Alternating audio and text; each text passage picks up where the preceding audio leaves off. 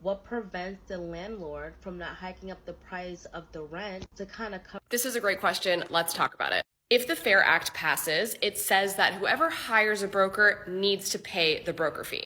And there is a concern and a counter argument, like the one you mentioned, is what prevents landlords from just baking in the broker fee into the rent and rents going up. So I think it's really important to remember that nearly 50% of all of the apartments in New York City are regulated, which means there is a legal cap on how much the landlord is allowed to charge. So even if they wanted to, they can't bake the broker fee into the rent. 50% of the apartments that are not regulated, the landlord is already charging the maximum of what the market can bear. There aren't too many cases where a landlord thinks that they can rent an apartment for $3,000 a month and they post it at $2,500 just because.